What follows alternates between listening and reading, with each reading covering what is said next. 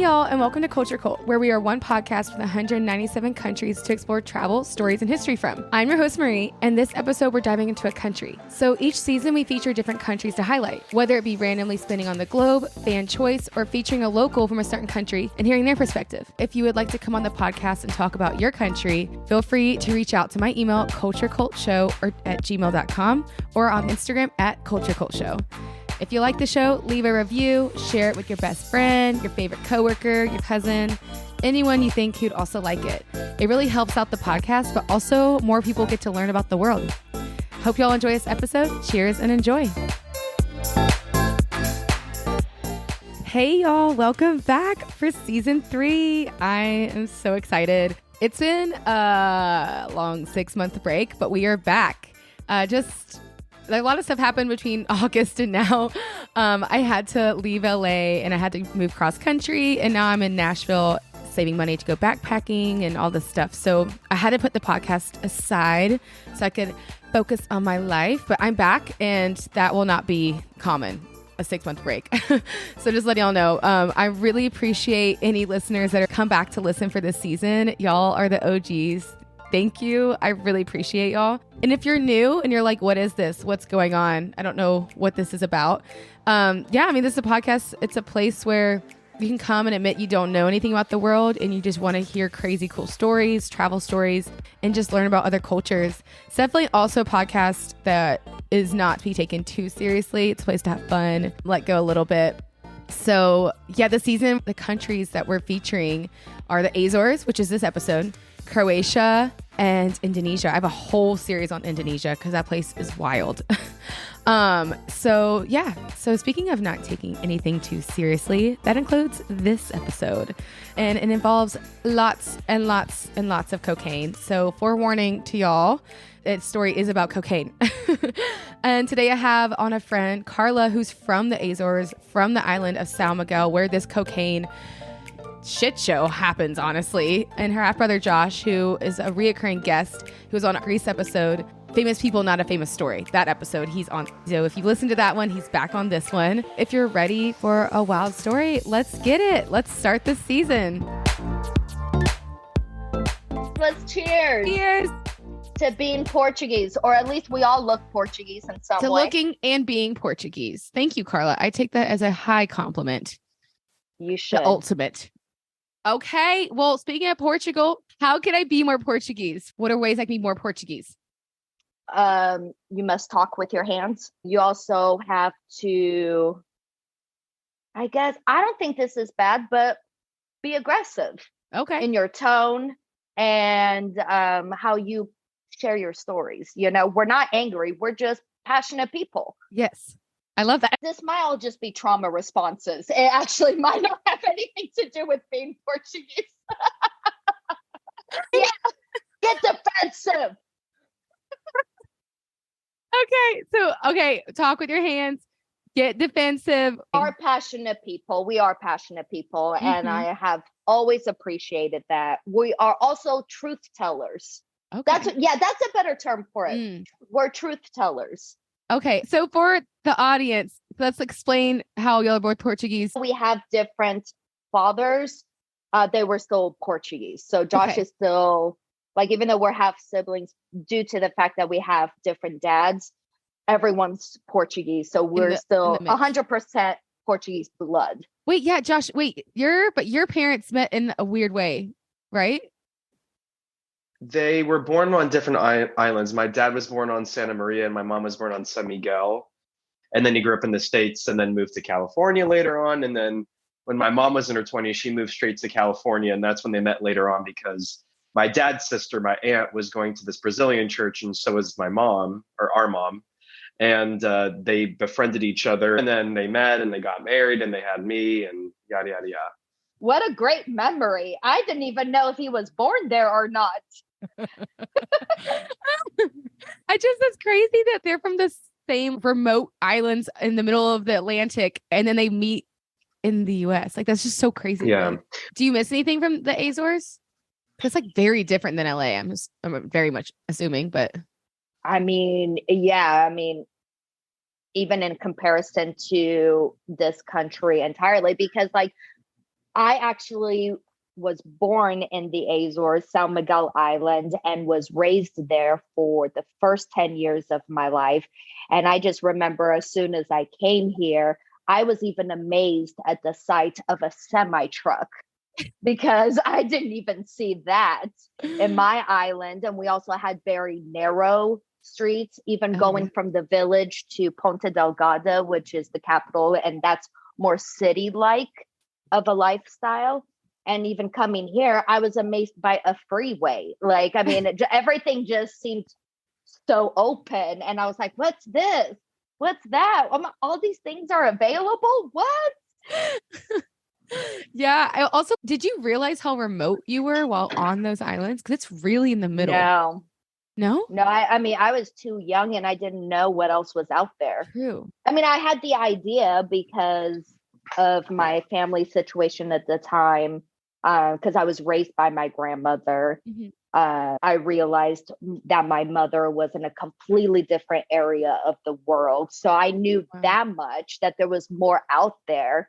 But I didn't feel like internally I was lacking anything, just like being raised and being born on an island. Yeah.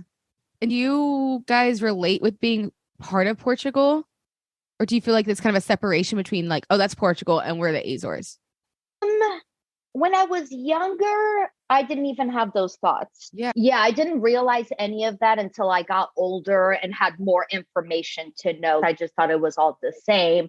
And then you later know that like you kind of have to share that information because people are not even aware about the Azores, but they're very well aware of Portugal. Yeah. So it's like I say, oh, I'm Portuguese, and they just assume I'm from the mainland. And then I have to say like, oh no, I was, born in the island, the Azores, which are part of Portugal. But, you don't even think about that or realize it until you get older and you know that more. Did you realize how beautiful it was? I always knew because I was able to appreciate it and be grateful. Yeah. But I don't know if that was just my mentality or if I didn't really have anything else to compare it to, but I was okay with it, Yeah. It's like one of the most beautiful islands I've ever seen. The waterfalls and it's green. It looks like a mix of like all the things you love about Southern Europe, all with like Scotland or something. It's very dramatic looking. And Josh, you just went to the mainland. I know this episode's mainly about the Azores, but like, how was Portugal? It was super fun. Honestly, I had an amazing time. It was special too, just because I had never been there before. Like Carla got to grow up there. I was born here in the States. So, and we never went like on any family trips or anything. So it just was special in the fact that I finally got to go there and like be in the motherland and experience my culture firsthand. So it just was special from that standpoint. But it also was beautiful on the mainland. Like Lisbon feels like a European San Francisco. It's very hilly. The architecture is very Portuguese, but they have a bridge there and it's on the water and it's very hilly. And I actually found out that the person who designs the Golden Gate Bridge designs that bridge because it looks exactly the same as the Golden Gate Bridge. Exactly the same. But the people were amazing. The food was phenomenal. And it's so affordable there. Like when Kenny and I went out to eat, we would, just for reference, we would buy a bottle of wine, we would buy a whole bottle, and we would get 2 appetizers, one for each of us, do our own entrees. And the check would be in US dollars around $37. Dude. That's so why cheap. Everybody wants to move there now. Because it's not only beautiful, but it's grown a lot. And it's actually quite affordable. Oh my gosh, that is so crazy. So it's like any music there? I know Portuguese music's really beautiful. Yeah. So fado is like Portuguese, almost traditional Portuguese music, which I think has influences of jazz and a lot of folk. And we would go out to eat and they would just have fado singers just hanging out, and they would take breaks and they would sing, and it was just so beautiful. So I got to experience that. And oh my gosh. Honestly, some Portuguese music, if you go beyond the fado, I feel like it has polka things because it has the accordion. And yeah, the music was awesome. I got to experience a little bit of it from that kind of standpoint. Would you want to go to the Azores? See where your family's from? 100%. I have to go at some point because Lisbon was special in and of itself, but I want to go to the islands, where both sides of my family are from, and kind of see that, because I feel like that would be a special thing too. Yeah. If anyone's listening, look up the Azores. I cannot believe you grew up there. That is the most beautiful place on earth. Like, to me, it's gorgeous. I love to go to Portugal. I'm so jealous you got to go recently, Josh.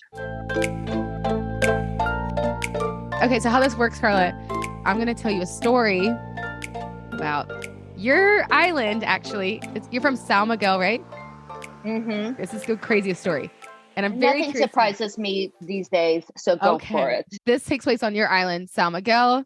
It takes place in your lifetime. Oh, so I might know them. No, you might know what happened. That was my uncle. Oh, wait. Okay. When were you born? I'm very curious. What year? 1985. When did you leave São Miguel? 93. Damn it. Okay. This happened after you left. Well, but you know what? There's another half of my family that I'm not too familiar with. So there may be a chance. Oh my God. Okay. We're going to okay. So we're going to jump to the summer of June 6th, 2001. So think about it. It's 2001. I remember it well. Okay. I don't know what the Portuguese version of 2001 is for you.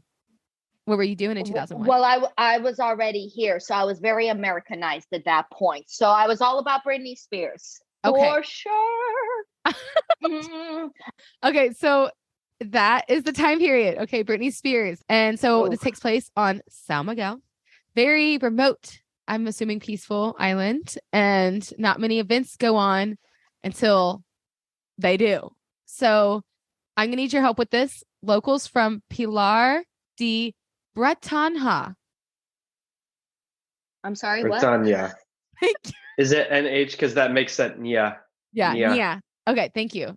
Okay.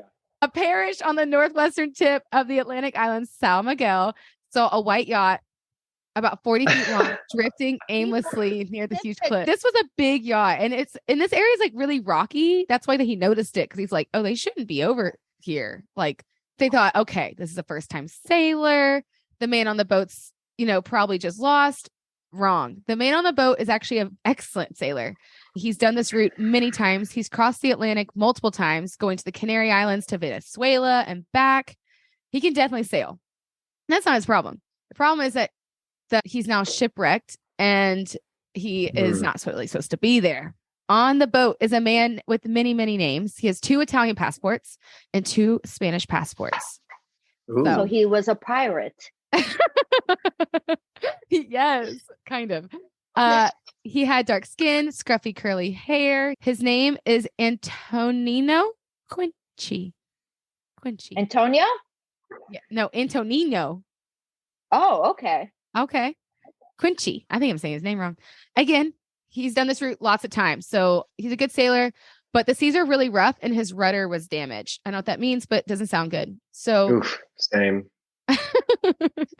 So point is, he had to make a decision along the coast along São Miguel because he wasn't going to make it to Spain because of his rudder. So you're like thinking, okay, why doesn't he just call the maintenance or a tow boat, whatever? Well, he can't, because he's considered a major drug dealer for the Spanish with tens of millions of pounds worth of cocaine. And he literally cannot call any attention to himself at all. So that's his situation. He has to get rid of this cocaine before anyone sees him or tries to come help him. So he decides to float the yacht near a cave near Pilar de Bretanha and starts offloading the cocaine into a cave. And he's like, okay, cool. I found this cave. I'm just going to wrap it up, tie it to a rope, and sink it to the bottom of the ocean, Gucci, while I figure out what's going on with my boat. So that's his plan. And then he sets off 15 miles away. He goes to a nearby fishing town. So the ocean got a little crazy and it broke all the ropes and chains, and which means it released half a metric ton of pure raw cocaine into the ocean to wash ashore your beautiful homeland island. So we have to think about this island. It's a pretty chill island. I don't think it's a place where like people go to necessarily party and do a lot of drugs. It's not like it's like Thailand or anything. So I don't know too much about drugs, but I know we are very good at drinking. Okay. Well, I mean, all this cocaine is now headed to your homeland. So the fishermen are the first people to find the cocaine. They start seeing suspicious packages along the beach. And I got a lot of this from an article from The Guardian from a man they sent there to do the story. His name is Matthew Brimner. So I'm going to quote what he says. He says, quote, within the hours, local officers had registered some 270 packages of uncut cocaine weighing 290 kilograms. It was only the first of many discoveries. On June 15th, more than a week after the first batch was found, a man stumbled across 158 kilograms, worth around $16 million, just floating along the beach in the Azores. I mean, none of those bags bursted. It was all. Well, I think like it was probably tightly packaged. You know, it wasn't just like how you pick up cocaine. It's probably like super packaged. Disclaimer, not that I would know that. Okay. I just it's not like they're like little baggies. Like he packaged them because he knew he was going to set them by a cave, this rocky cave, and sink it to the bottom of the ocean. But the chains broke. It's not that the cocaine bags broke, the chains broke. So like around $16 million worth of cocaine is just stumbling upon the beach. And 2 days later, a school teacher named Francesco Nagalha alerted the police after finding 15 kilograms on the beach. He said, quote, I was scared and hesitant even to approach them. I thought someone may have been watching me and might kill me if I touch it. Smart. I mean, what would y'all do? If you I would have assumed it was powdered sugar and started baking with it because we are very good at baking and making desserts. I would have done more harm than good. Story of my life. You're like, how fucking convenient. I don't have to go to the grocery store. Yeah, I feel like I don't know what I would do.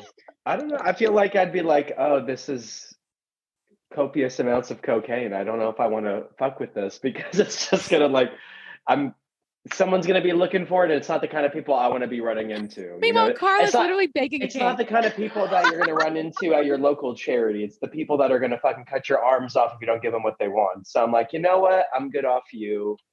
Float with the fucking, otters and, wait till the fucking, cartel comes back for you.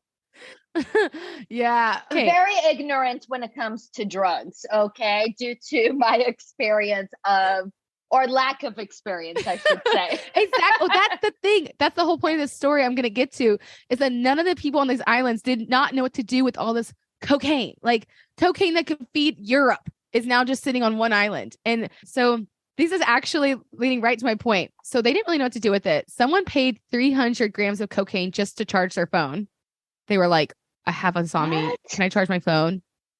Yeah. Wait, what? Housewives, aka Carla, were frying mackerel with cocaine and people were using it in their beers and coffees. Oh my God, that's me. That's literally. Wait, why were they cooking with it if they didn't know what it was? And why were they putting it in drinks if they didn't know? I think when like there's just so much excess of it, they're like, well, whatever, I don't know if I would trust something that I didn't know what substance it was and just be like, oh, let me put this with my fucking fish and my drinks and just consume it. I would be like, what is this? I'm not just gonna, if you can't identify it, like, why would you be doing that? I don't know. I feel like, well, I'm sure they heard eventually that it was cocaine reckless. And they were like, hell yeah. Like, but they have too much to snort. So they're like, put it in the fish, put it in the cake, put it in the coffee. They have too much. Apparently they're running through 1 kilo a month of cocaine, an average person. Oh my gosh. Wow. That's not, or you're not supposed to be digesting cocaine, are you? I don't think you're supposed to put it in your rectum either, but people do. Well, that's just smart smuggling, Yeah, they just had there's just so much of it everywhere. So now the small sleepy island was now crazed and consuming cocaine, something that's really expensive for the average person. They're just like bathing in it. I'm actually surprised that nobody turned a blind eye to it. Well, we're getting there. And so the police are like, what's going on? Who's responsible for this? And so enter, as always, the detective. And so Inspector Jose Lopez, he is now in charge of this case and he's out for vengeance because I'm sure everyone and his cousin is doing it. So now the police are on Quincy and Quincy's like, I don't think he knows what's going on. So he's bunkered up in the boat, cut off from everything. He doesn't know Portuguese. He doesn't know how to get the rudder fixed. His boat's just sitting there. And from the day one, people had noticed his boat because it's a big fucking yacht and it's near all these rocks. It's very obvious, but he thinks he's okay. But it's too late. Inspector Lopez and the police are already watching him. We're going to go back to a quote from The Guardian. It says, around 1 a.m. on June 8th, police watches a boat parked up against the yacht. A car, whatever. They saw something. They later found that the car had been rented at the airport by a man named Vito Rosario Quinci, who had arrived by plane the previous day. Vito turned out to be the nephew of the smuggler. So Spanish prospectors would later claim that Vito was the link between Quinci and the unnamed Spanish organization running the cocaine operation. So he's the link. And this boat is part of a larger operation running through Spain. Vito met his uncle Quinci on the boat and they sailed back to the cave. They're like, let's just collect their shit and just row it out to Spain. I don't know. Let's go get our cocaine. So they're like, let's go get it. No cocaine in the cave. Nothing. And they're realizing all their cocaine is gone. They don't know the police is watching them, but they do know that their cocaine's gone and they have to answer to someone. They work for the mob. So, yeah. They also don't want to mess with the Portuguese. Great. Like, you lost it and now you ain't going to get it back. No. No. And not to mention, I would digest it. Yeah. You're not going to get your cocaine back. You now probably know the police wouldn't even be on my mind. I would be thinking, oh my God, my bosses, the mob, they're going to kill you. Yeah. They'll kill you, your family, your cousin, your mom, your aunt, like any way to get that money back. And they lost, it said it was like $16 million worth of cocaine as well, washed up and in people's coffees. So yeah. But the good thing is for Quincy and his nephew, they found someone who could fix their rudder by June 22nd. But the police were already on top of it. And they acted really fast to arrest them. So on June 20th, 9:30 a.m., they raided the vessel and they found everything. They found maps showing where the route was to go to Venezuela and back, bricks of cocaine, and Quincy, who was very talkative to the police. And the article was like, found that strange. But I was like, he's a cocaine dealer. Like he's just talk. So he's a snitch. Call it like it is. So he's caught by the police now, but apparently he was telling the police that he was very worried about all the people who would consume the cocaine. So at least he has a bit of a conscience as a drug dealer. He was like, how are they? Are they okay? No, what does he want? Like, newsflash, no one's okay. Like, no one's going to work. Everyone's drugged. But in interrogation, he suddenly stopped talking and started denying things because he probably was like, the cocaine probably wore off and he's like, I'm going to get killed. So, change of heart. Okay. Reality sunk in. So, again, the cocaine is worn off. And so, obviously, Quincy went to jail. But he had something in his favor. He's very, very resourceful. I will give that to him. He knew where a lot of the cocaine was, and he would exchange that for info on how to escape the prison and to figure out who to call to get a motorbike for his escape. So on July 1st, he planned his escape. On his recreational time, he went out there with bed sheets wrapped around his wrists. And 11:25 a.m., he started climbing the barbed wire walls. And all the prisoners on the ground were like chanting him on. They're like, go, go, go. And he started climbing the walls. And there was a guard, though, that saw him. And he had a gun. And he fires a shot, but he misses Quincy. Later on, Antonio the guard will claim that he purposely missed so he didn't hurt anyone. So I would do the same. Oh, my gosh. I have to go to jail to find this kind of support system? Wow, what a lovely story. And that's it. That's the story. Get yourself in prison and find you some real friends. I wonder about the story behind that relationship. He definitely gave him cocaine. Something. Because one, you can't be that bad at aiming, okay, in that job position. And two, it's like if you missed on purpose, it's like, okay, if it has to do with your moral compass, like, then again, why are you in that job position? Right? So I feel like there was some sort of transaction there. Literally, I agree. And yeah, he definitely missed him on purpose, though. So good for everyone, I guess. I'm sure he lost his job. But so yay. Quincy escaped. I mean, I'm kind of on Team Quincy. I don't know who y'all want him to get arrested. Like, how are y'all feeling? I mean, he was just doing a job. Yeah, everyone's just doing their job except for the guard. He didn't really do his job. Josh, how do you feel? Arrest him. I'm team police. Let's get these drugs off the streets. We need reform. Yes. Say no to drugs. Oh, Say okay. no to drugs. No, I Team Quincy all the way. He put himself in that position. So my moral compass is okay. Yes, he got busted and he should have done the time. Okay. Yeah. I know his intention was to not hurt anyone.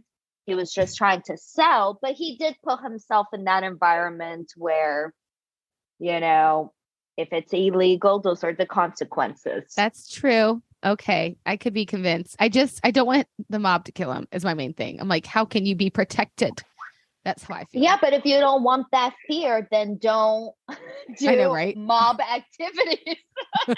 You're like, no, I want to make a bunch of money but like, I don't want to be threatened at all if I'm not doing it in an honest way. Don't threaten. You can't have it all. You can't have it all. You're right. I don't know. After the story, I don't know where I am morally. I don't. Like, I'm on the wrong side of history. I'm gonna go Team Quincy. Y'all can go Team Cop. Jose Lopez is your man. He's your inspector. So Team Quincy, he is out. He's out of prison. He found his hiding spot. He found a motorcycle. He found his hiding spot 26 miles away in a house owned by a man named Rui. Here we go. Rui. Rui? That's a cute nickname. Rui. Rui. Okay. He helped out Quincy. So Quincy just arrived at his house, just blood everywhere. His clothes were shredded from the barbed wire. And they Rui knew was each like, other though, right? No, they didn't. He took a chance. And so Rui could have just been like, no, putting you in the police, but he gave him refuge out of kindness. There was no deal made out of it. He didn't offer him cocaine or no money, nothing. He was like, can you just please take me in? And Rui was like, got you. So he let Quincy hide out in the chicken shed behind the house for weeks and they actually ended up kind of bonding. They talked for hours and hours on end and they grew to respect each other and have a bond. I don't know. I really like Quincy, but as always, I just like him. I just do. Well, you know what? I like Rui or whatever. Ratatouille. We can all be Team Rui. Altruism. Yeah, we can all agree upon that. Oh, but again, that's why I love Quincy. He's just resourceful. He's always one step ahead. You know, like his ship got wrecked. He was like, let me put this cocaine in a cave. That didn't work out for him. I'll admit that for my man. Didn't work out for him. He did drug the whole island, but then he always got a next plan. So his next step, problem solver. Yeah, he is. So his next step was he knew someone on the island who already gave him a fake passport and money. A relative of his already bought him a boat and was planning on smuggling him off the island. He just needed to stay put. Just stay put in the chicken coop. That's all you got to do. So some asshole tipped off the police that Rui was hiding cocaine in his house. Just cocaine. So 7 a.m., July 16th, they raided Rui's house looking for just cocaine, not knowing that the infamous cocaine dealer was in the chicken shed. They passed by the chicken shed and Inspector Lopez thought he heard a noise, maybe a cat. So he just decided to inspect anyways. And there he found Quincy covered in dirt, disheveled, and pinned in the corner. My man, he was so close. And that's it for Quincy. He was put on trial. He didn't escape. He was sentenced to 10 years for drug trafficking, which is pretty light, I feel like. And that was 2001. So I couldn't really find anything on him now. I'm pretty sure he's out. Hopefully he's living the good life. Hopefully the mob did not kill him. But he almost made it off the island. If that snitch of a bitch did not call in about Rue's cocaine that he might have had. So wait, how did they know again? Can you remind me? So he was hiding in Rue's house. Some neighbor or someone just called the police to be like, hi, I think Rue has cocaine in his house. So when the detective Lopez arrived, he thought he heard a sound from the chicken shed and like his gut told him to check. Quincy must have made it like a small noise. And Lopez is a very good detective. So he was like, I hear something. I'm going to check it out. Okay. And then he found Quincy hiding in the corner. And now he went to jail for 10 years. He's probably out, But considering he lost billions of dollars worth of cocaine or millions, whatever, lots of money. Let's just hope that the mob He didn't kill still him. has his life. Exactly. Yeah. We don't know. That's the thing, though. Why haven't I heard? No one knows where he is. No. I mean, you're probably going to change your name, your identity, and all that if you don't want to be found by the mob. Yeah. I'm hoping everything's good with him. Hopefully he's not selling drugs, but the future of your island that you're from was catastrophic. It sounds like they had a great time. And a crowd Yeah, it was sounds like they were solved. living it up. No. Sounds like Until the they cocaine. were like, party, baby. No. Yeah. So San Miguel was not known to have a lot of drugs on the island. And then suddenly, like, this cocaine wasn't normal cocaine. It was 80% pure. On top of the quantity that was on the island, like everything, like this was catastrophic. So they developed superpowers. Yes. 80% pure cocaine just unleashed upon this island. And a lot of people on the island are massive addicts. This is why I was wanting to know about your family history. How's everyone doing in your family? Well, our grandpa on our mom's side. Well, our grandpa on our mom's side was an alcoholic. So, but I don't know if he had a cocaine addiction. Yeah, I was saying Yeah, but who knows if there was cocaine sprinkled on that beer, Josh? This could have been happening, who knows, like for how long, like all of our lives, or even before 2001. No, but San Miguel didn't have much of a drug problem at all until this moment. And now it's a huge drug trafficking spot. Word is out because he's an A. That's why he went to Portugal. This is actually really informative that you bring up this story, because for the first 10 years of growing up in the Azores, now that you've mentioned this, the only form of addiction that I was aware of was only alcoholism. I had never really heard of drugs or anything of that sort. And I left in 93, and you said this happened in 01. And now if there is this sort of like drug pandemic going on in the Azores, I never really experienced it or heard of it. And if it has now grown, who really knows if it has to do with that story? Probably some, Definitely, because it's like once you get a taste of it and you become an addict, and you know that was already in your personality or genetics, and now it's become a huge problem, could have to do with that story, or maybe with times, you know. Yeah, that's so true. Like, they're already addicts. Well, anyone's an addict personality, this is it's just another thing to add on to it, you know?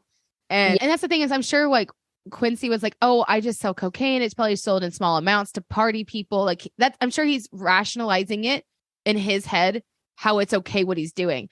But that's why he started feeling guilty, because he's like, no, this is raw cocaine. This is too much for this many people. And he knows the havoc of it. So I'm sure he felt so guilty, because like, this is too much cocaine. Too much cocaine. Marie, don't make excuses for him. I know you're in love with him. Hey, Quincy. Yes, but you're making excuses because, okay, if he really thought that, why would he then try to be he said he felt bad, it or trying to sell it? He said he felt bad. So let me just love him, okay? Words are very different than actions. True. Quincy, stop selling if you are, please. If you hear me. No, but like now this spot is known as a drug trafficking spot because it's positioning. Like, it's literally the first Azores? spot. Yeah, because it's one of the first spots you hit when you're headed back from Latin or Central America. You got to pass the Azores to get to Europe if you're headed towards, like, I guess, Southern Europe. So now it's like this whole little spot that people weren't really aware of. Just how you were saying, like, you're like, oh, I'm from the Azores. You'd be like, what? Well, now if you're in the drug circle, they're like, you're from the Azores, you know? Oh no. They always tried to ruin a good thing. Damn it. So now you're telling me I shouldn't tell people I was born or that I'm from the Azores, because they're going to be like, are you into drugs? Do you like to travel? Do you want the easy life? Like, damn it, get away from me. No, I don't know what this means now when you say you're from the Azores. But this story honestly isn't that big. Like, I would love to know if people were like, I would love to know if you're any Azorians out there, like, do you know about this? Because you left in 1993. Like, this is 2001. And I mean, this clearly affected people. I mean, yeah, besides the horrible effects of addiction from the story, which I'll think, and me being in love with Quincy. The world's a crazy place. I mean, you can just be walking your dog on the beach and just find $16 million worth of cocaine. So, I mean, I see these bimbos out in California in Hermosa Beach with their little metal detectors. And I'm just like, you're looking in the sand. You should be looking on the ocean front. Like, You should be in the Azores. That's where you're gonna find the real gold. That's the real reason why you should travel. Mm-hmm. That fucking Sebastian Crab brought that shit up from the bottom of the ocean. He said, "Under the sea, under the sea, where it's wetter, down where it's better. Take it from me, honey." I wanna be where the cocaine is. I wanna see them snorting. Sprinkling on the, what you call it, on top of the beer. Up where they tweak, up where they twitch, up where all they want is a sniff. Always all night. The seafood is right. Part of your drugs. I'm probably gonna get sued. Oh, there you go. You're gonna get fucking copyright infringement for using Disney songs. Not that many people listen to Disney. Don't worry about it. This is just our own personal take on the story, okay? Yeah, I'm just telling the truth. Ariel ain't a real person, but Quincy is. Whoa. I'm a huge Ariel fan. Be careful now. What do you mean she's not real? The Portuguese coming out. No, but seriously, y'all, whoever's out there, please let me know personally if this is like happening to you in your town in San Miguel. Let us know how you got started into drugs. Did it have to do with the story? Did you happen to find anything in the sea? Let us know the root of it. We'll connect the dots for you. Free therapy here. Again. I found it very educational. Yeah. No, that was a great story. And I mean, I feel like it's very modern. Like it's very applicable to today. This is not a history story. I'm bad at math, but 20 something years ago. Not good at it. I mean, that's history though. Yesterday is also considered history. That is true. Yesterday's history, tomorrow's a mystery, but today is the present. Today is a gift. That's why it's called the present. Ooh, I like that, Thank Josh. You. Thank you. Yeah. Anything else? That was a quote. I forget who said it. One of my teachers in junior high school said it. Yesterday's a history, tomorrow's a mystery, but today is a gift. That's why it's called the present. Gandhi. Yeah. Mahatma Gandhi. She made an impact on you. I do love Gandhi too. Be the change you want to see in the world. That's my favorite Gandhi quote. I always remembered that. Oh, I don't even know any quotes off the top of my head. I'm a very I know a lot. Life is like a penis. Oh. Sometimes it's Is that up, why I don't like it? No, wait, I gotta finish it. I gotta finish it now. I mean, that was only the first part of it. Life is like a penis. Sometimes it's up, sometimes it's down. It's not going to be hard forever, so just ride it out. Oh, I remember that one. Yes. You sent me that, and I was like, oh my God. That's a good one. I tried to send you things that you can relate to. Oh my God. Well, Portugal also starts the P just like penis. So wrapping that back around. And it's all, affected us differently. Well, do y'all have anything y'all want to promote or say? Just you, my dear. I appreciate you for inviting me. Of course. Obviously, y'all are definitely coming back on. Cocaine or not. Yes, I have nothing to promote. Personally, I have nothing going on. I am creatively destitute. So, no. But continue to support this lovely podcast from my friend Marie. All of you listeners out there, I really want you to. She's a gem. She has very informative things to share, and you better listen. Oh, damn it. Yeah, you'll better. With love. Love, Josh. The other episode we did together, that was very fun. Honestly, that one was a really good episode. So yeah, first season Greece, I changed it. It's famous people, not a famous story. Ooh, Come on. I need a title for this. I don't know what to call it. Y'all think about it. Azores, the drug destination. The root of addiction. And generational trauma. Well, I don't think it's going to get any better than that. That's the best title. Yay. Yeah. Well, that was fun. That was a good time. I look forward to your editing. And that's our story for today. I hope y'all enjoyed it. I also would love to do more on the Azores. I couldn't find like another story besides this one. I know that it's a place that has won awards for sustainability. It's just beautiful there. So if you ever want to reach out and be like, hey, I got a story for you, or I'm from the Azores also, I'd love to come on. Or if you also want to confirm this crazy cocaine story, please, in general, always feel free to reach out to me at my email, culturecultshow@gmail.com.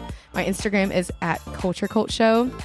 And yeah, if you liked the episode, feel free to share it with a friend. Maybe not a family member, but a friend.